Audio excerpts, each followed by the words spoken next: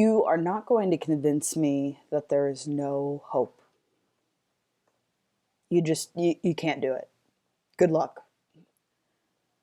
You're not going to convince me that we're beyond change, that our world and our society is beyond transformation, beyond hope, beyond saving. You're just not going to convince me. I have such a undying hope in our world and in humanity. And you may think that, okay, someone who's saying this obviously is ignorant to everything that's going on. Someone who's saying this must be totally in la la land and in this total fantasy world, who's not in touch with reality, who's just kind of, not whitewashing it. What's the saying for like light washing it, right? Like think positive. Like, no, we do not need to think positive right now. We need to be able to embrace the depths of the pain and the shitstorm that we're in for what it is, and actually grieve it and actually feel it to our capacity. And once we're able to process those really, really deep, really tough experiences and the scars that they leave on us, once we're able to do that, there's another side.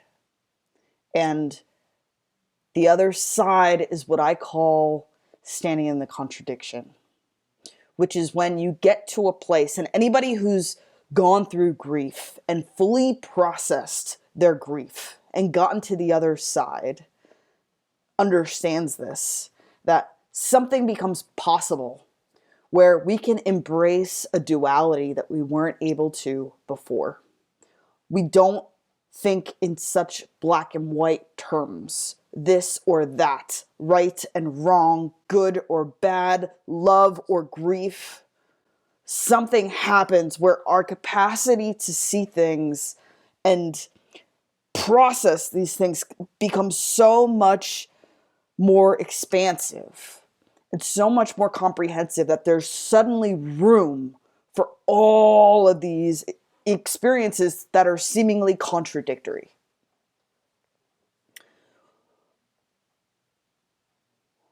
When you go through grief, I think, is the doorway for us. I really think it's the key. If we can get good at grief and good at expanding our emotional capacity in the way that grief calls us to do that, if we can do that, we start to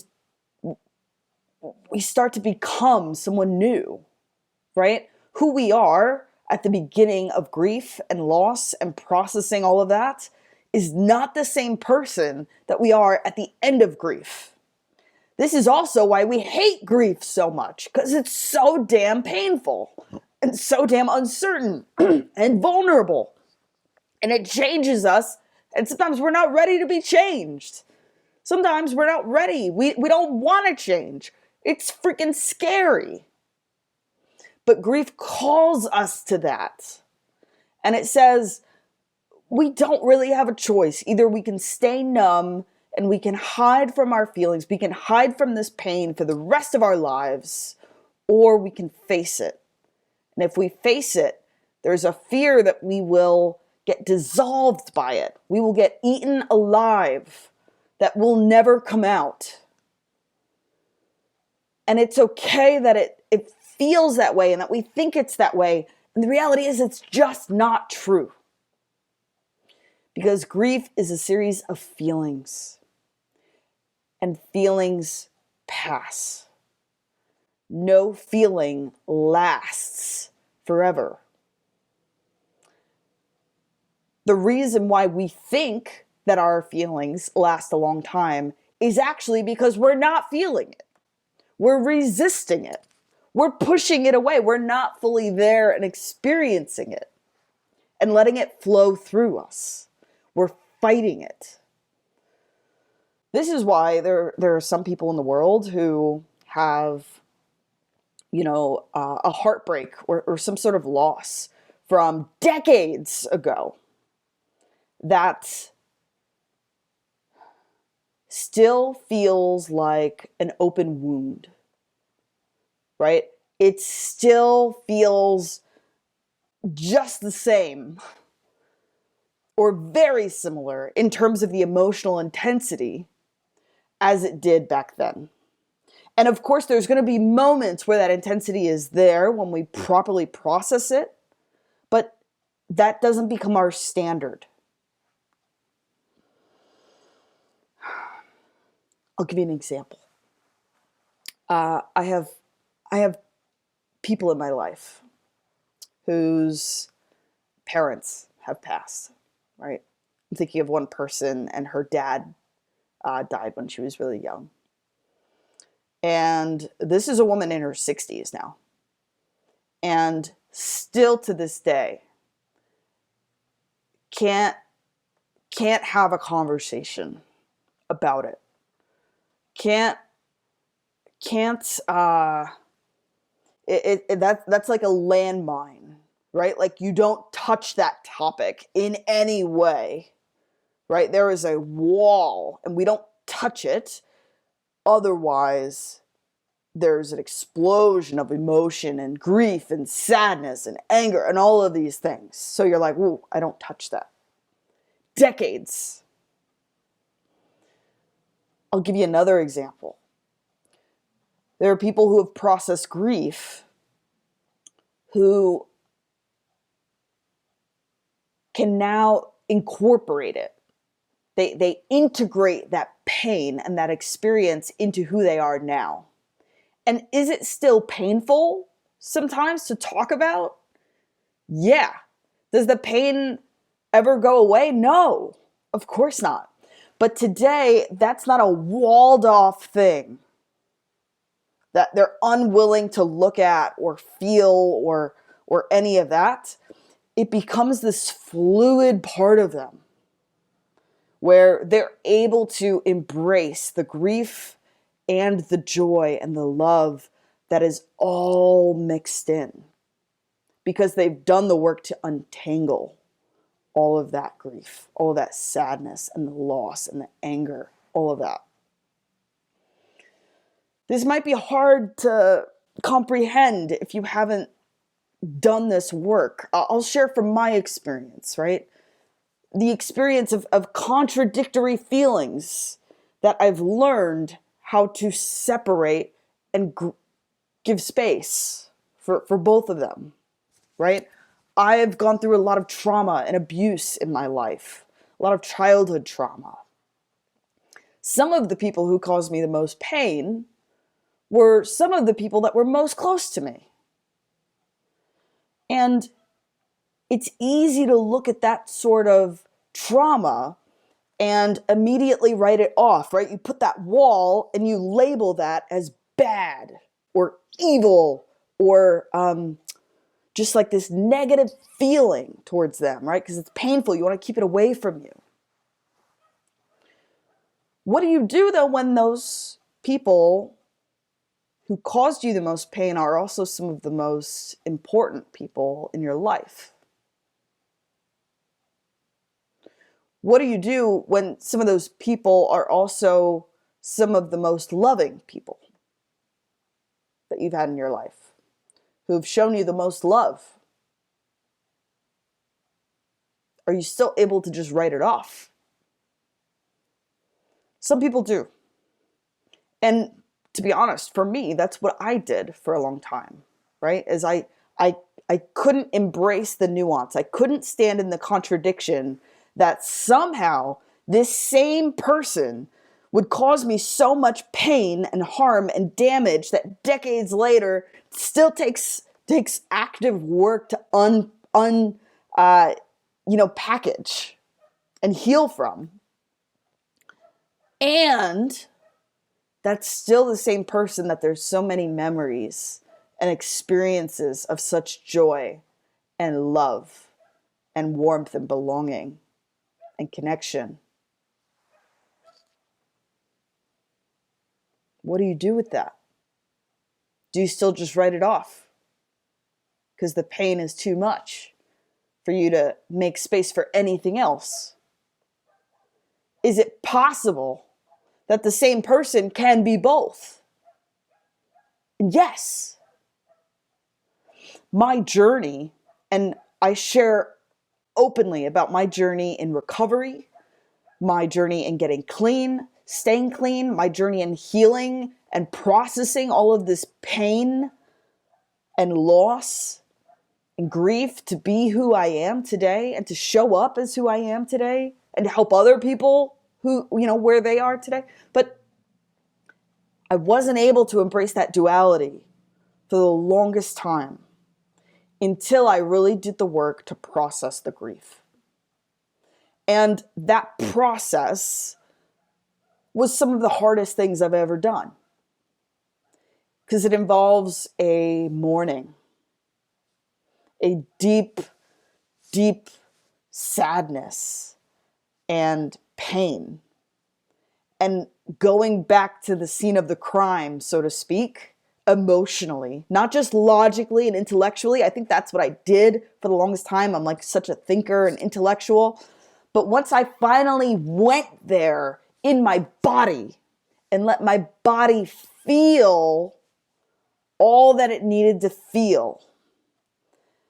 And for me, that was a lot of pain and a lot of sadness that I blocked off, right? We don't like to look at the painful stuff. And I went there. And I didn't do it myself. I had a lot of help. I had a lot of support. I had therapists. I had coaches. I had a support network around me. I had friends. I had people that would hold me and let me cry and let me process this stuff that doesn't make sense, this really heavy stuff. And they would be there with me along the journey. And then I get to a place where I can embrace that both of these things have happened. And both of these things have shaped me. And for me, I come to a place of processing that anger as well and letting it flow through me. Learning how to set the right boundaries to process all of that. But eventually, right, I fast forward and I get to a place of peace and of forgiveness, of acceptance, that I don't need to fight what happened. I can accept all of it. For me, I can get to such a place where I'm good with it. I wouldn't have my life have gone another way. Like, I have such peace with all of that pain that I had to go through,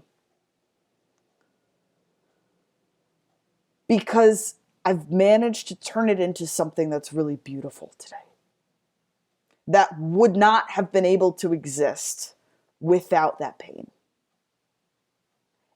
And I love what there is today so much that I'm willing to embrace all of it emotionally. I'll give you another example. I was in a really unhealthy, dysfunctional, emotionally abusive relationship for most of my 20s. It was for a big chunk of my life. This relationship caused me so much spiritual damage, never mind emotional damage and mental and like it was terrible. I've had to come to peace. Well, not that I've had to, but for me, I've had to, because I refuse to live without freedom. I refuse to live with those walls of things that I'm unwilling to look at and unwilling to process and unwilling to feel. I need space to feel. And I've had to process a lot of that pain and heartbreak and grief and betrayal and abandonment and manipulation and gaslighting and abuse and all of this. Oh, yeah. That at that time, that was the hardest thing that I had ever gone through. And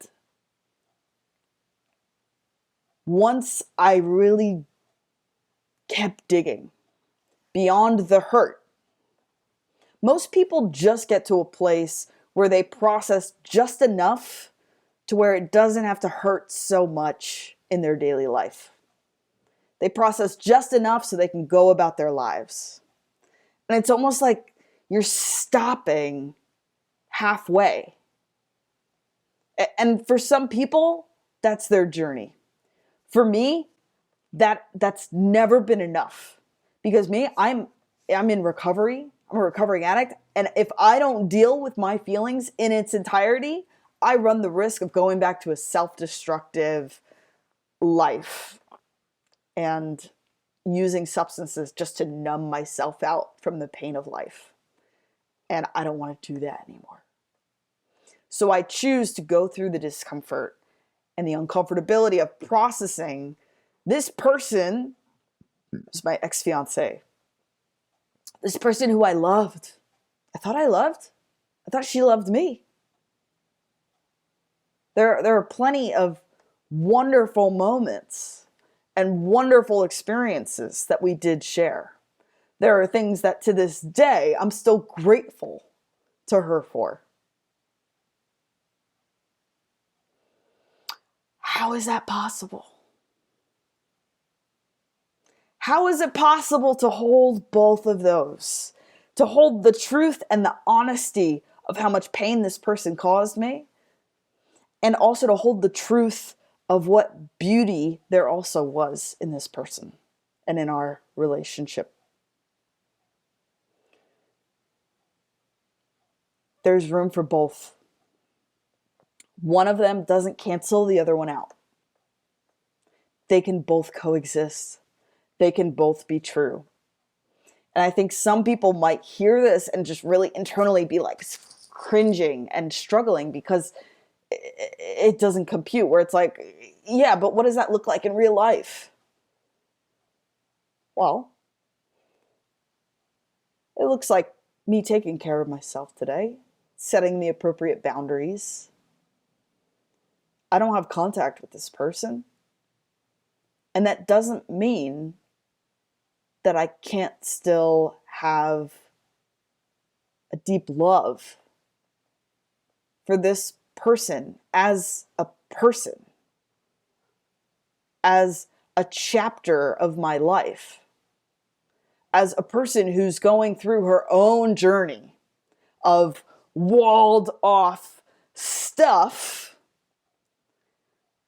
And this is the thing, is when we don't deal with our stuff, when we wall so much of this pain up, it's like a pressure cooker.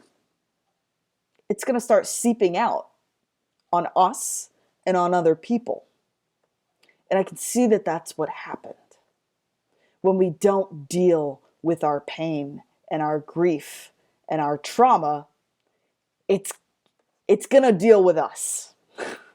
And it's going to deal with anyone else that's in our lives. Hurt people is a common saying. So I can hold both. I can hold both realities.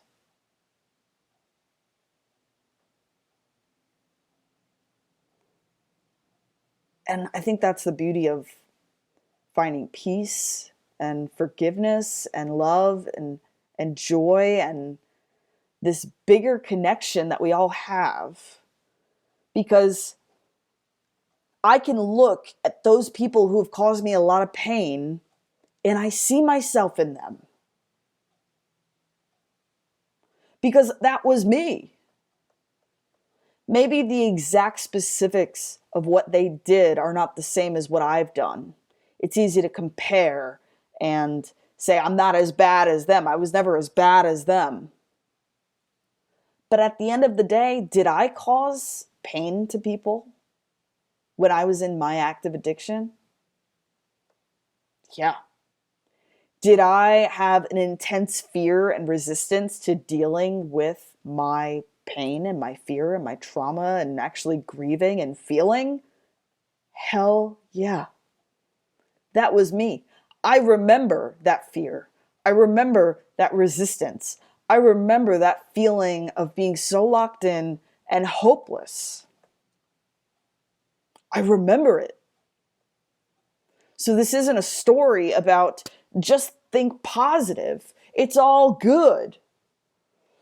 No, this is a story about how if we really learn to embrace the pain and give ourselves space to really feel the depths of that and get to the other side, there is such an opportunity for hope and healing and connection for all of us. I was just listening to an awesome podcast the other day. It was on the Diary of a CEO. The Diary of a CEO. It was Emma Watson, and it was a beautiful conversation. I recommend anybody check it out. Just such a beautiful spirit she has. And the podcaster asked her, about J.K. Rowling. J.K. Rowling has made a lot of comments basically saying like the whole movie series was great, but it was really tainted by Emma Watson and some of her political views and just her stances on, I don't know the specifics, right? I think maybe trans people and feminism and things like that. So here's two people, right, who really formed a connection and a partnership as Emma is creating the life of these characters that J.K. Rowling has, invested a lot of her life creating, right? And Emma shares that there were lots of beautiful moments between them. And when she's asked, how she feels about when she hears those comments from this person who was her, mentor and supporter in so many ways, Emma refuses to define it in black and white terms, that she is just plain bad or evil or written off. She says, I've experienced beautiful moments with her. She was so supportive to me. She, it was like a family creating that whole series together. And she doesn't deny or dismiss or minimize or glance over that there has also been like a big pain and disconnect there. She acknowledges the depth of that pain and she says, I refuse to just cancel her. I refuse. Because I know my experience and I've experienced both of these sides of her. And I know there is love there. And she says, you can't take that experience away from me. It doesn't cancel it out. And this is just such a beautiful example of someone who's learned how to stand in the contradiction. The contradiction of this person was a big factor in you becoming who you are today and was so supportive to you early in your journey and instilled in you such a sense of like confidence and support and encouragement. And this is also a person who is now saying that you're the worst thing that could have happened to her series. There's room for both, but only if we do the work to expand our emotional capacity, our emotional bandwidth, that we can hold both without minimizing or canceling out the other one. I'll give you another example. This is everywhere in our lives. This is not just in our political discourse today with right and left and pro him and, not, it's everywhere. I was at a Pride festival a couple years ago, anyone who's been to a pride festival, right, an LGBT like pride parade, we're celebrating, our ability to be open and loving for who we are, with loving perhaps the same sex or any other version other than just like heteronormative relationships. At any of these events, you're going to see protesters. A lot of them are like very fundamentalist church people, religious folks, basically saying you're all going to hell. This is a despicable abomination. It's to be expected. And for anyone who knows me, I've come from that world where I grew up learning how to hate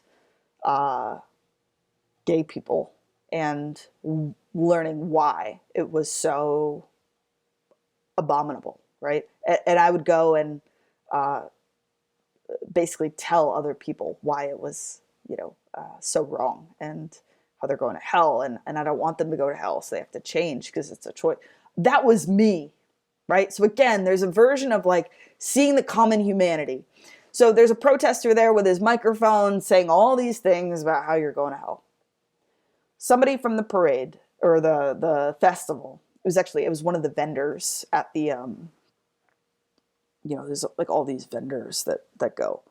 And one of the vendors went up and he was talking from a microphone attached to his amp, so it was amplifying. She went and she cut his microphone.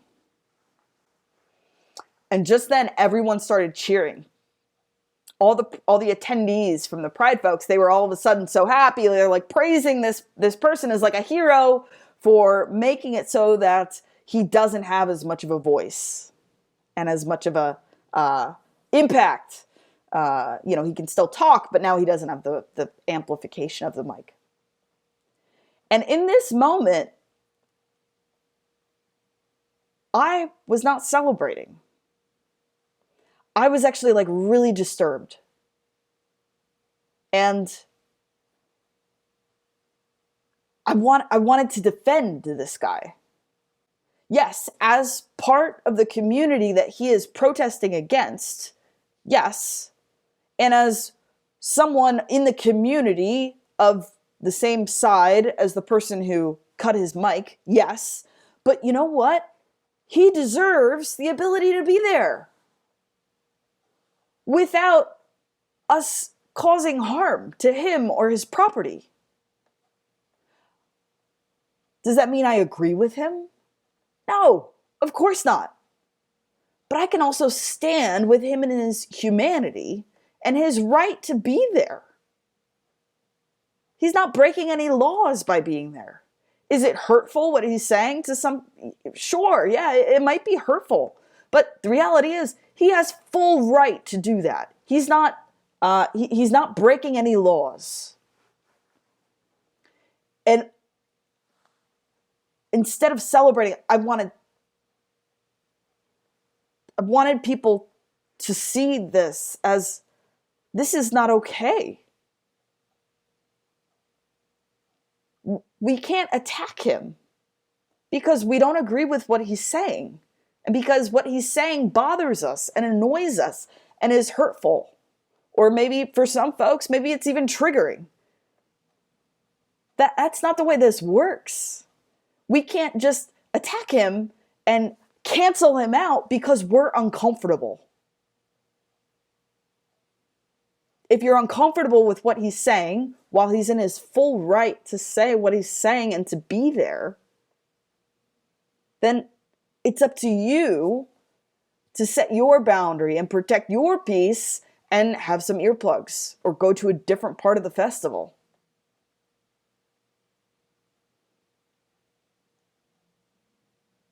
It doesn't give you the right to attack him.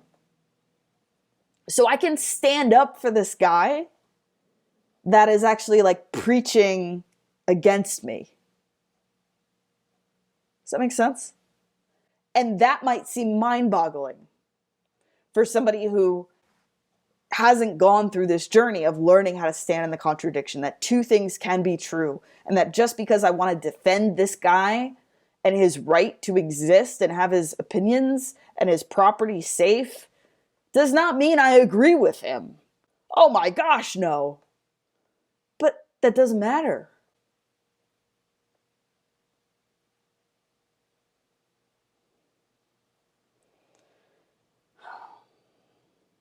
these are the examples. I'm volunteering right now with a really cool nonprofit called the Enemies Project. And I found them online. Check out their videos online and on YouTube. And what they do is it's this peacemaker. He's a professional mediator, Larry Rosen, and he sits down and has two people on opposite ends of a certain issue sit down together and have a conversation. So he had a Proud Boy with like a liberal. He had a lesbian like co-parent with like a fatherhood purist. There was a trans lady with a gender fundamentalist, like they called her like a MAGA mama, right? There was like a Jew and a Palestinian, a pro-gun and what's the opposite of pro-gun? Pro-gun legislation, I guess. Whatever, right? Pro-abortion, and not all of these like seeming enemies, these contradictory views. And it's so powerful. And please, like, go watch the trans episode. I was crying because it's so beautiful and so powerful. You see these people in the beginning fierce on their views and why they can't stand each other. And then Larry offers another way to learn how to communicate and how to have this conversation in a different way, how to connect on a deeper level, where neither of them are changing their views, but the temperature and intensity of their emotional disdain towards the other person is lessened, where at the end of this conversation, they're actually like, I kind of like you. You're not an enemy. You believe things that I don't believe. And like, we can talk about it. Let's talk about it. Those things are still important to me, but they see the other person as a human. They start to see the other person as them, but on the other side. So powerful. And it's like, so just like fulfilling for me to be a part of how do we expand that message and that mission. So in all these different ways, you can see the need for expanding the emotional capacity. I'm not diving into all the specifics of how to do that right now because that's like the foundation of my work and I talk about it everywhere. The real goal just from this conversation is just to give you enough of these examples and glimpses to show you why I have hope. And to show you that there is another way beyond just black and white and us and them.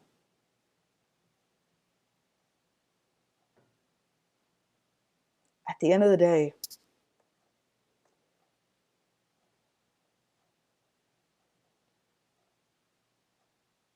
there is no them. Like, it's all just us. And some of us might be doing things that need to be addressed, that are very painful and damaging. Yes, not denying that. Yes, we need to address behavior. We need to address and hold people accountable and responsible and address that behavior. Yes, but I'm saying that we can do that while still holding the humanity and the connection and the love for people who may be on the other side as us.